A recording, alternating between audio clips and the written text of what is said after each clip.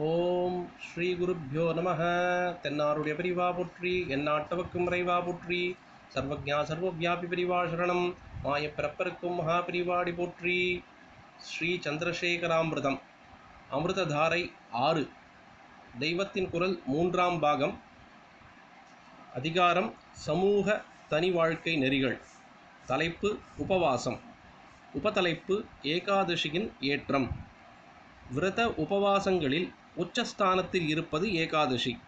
ந காயத்ரியாக பரம் மந்திரம், ந மாதுஹு பரதைவதம், ந காஷ்யாக பரமம் தீர்த்தம், ந ஏகாதஷ்யாக சமம் விரதம்.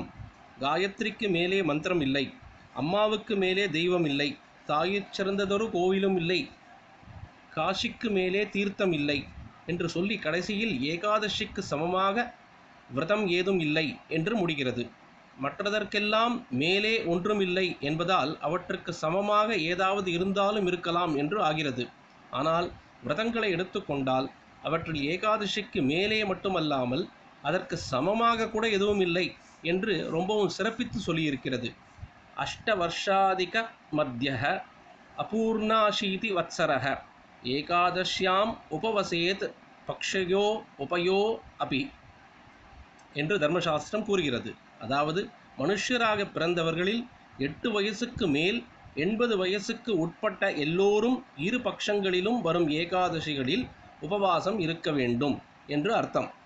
எந்த சம்பிரதாயக்காரன், எந்த ஜாதிக்காரன், ஆணா பெண்ணா என்று வித்தியாசமே இல்லாமல் மர்த்தியக அதாவது மனுஷராக பிறந்த எல்லோரும் ஏகாதசி உபவாசம் அனுஷ்டிக்க வேண்டும் என்று இது சொல்கிறது. ரொம்பவும் கருணையோடு குழந்தைகளையும் தள்ளாத கிழவர்களையும் சிரமப்படுத்த வேண்டாம் என்றுதான் 8 வயசுக்கு கீழே இருப்பவர்களுக்கும் 80 வயசுக்கு மேலே போனவர்களுக்கும் விதிவிலக்கு கொடுத்திருக்கிறது. அவர்கள் உபவாசம் இருக்கக்கூடாது என்று கண்டிப்பு செய்ததாக அர்த்தமில்லை.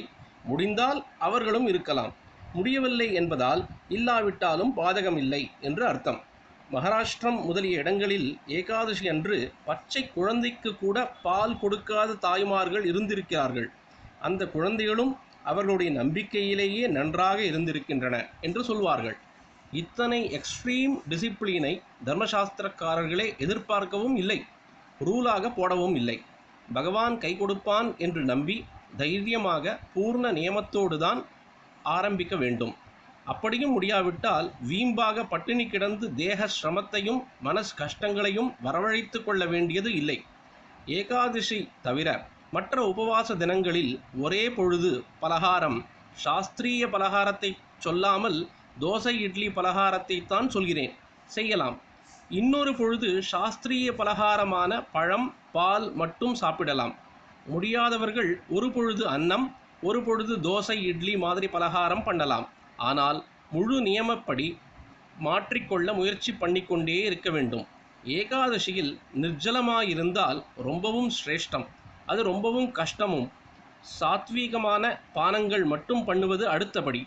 அதற்கும் அடுத்தபடி நிஜ பலகாரமாக பழத்தோடு பால் சாப்பிடுவது. அதற்கும் அப்புறம் ஒருவேளை மட்டும் பற்றுப்படாத, அதாவது பத்துப்படாத சத்துமா பூரி முதலியானவற்றை சாப்பிட்டு இன்னொரு வேளை பழம் பால் ஆகாரம் செய்வது.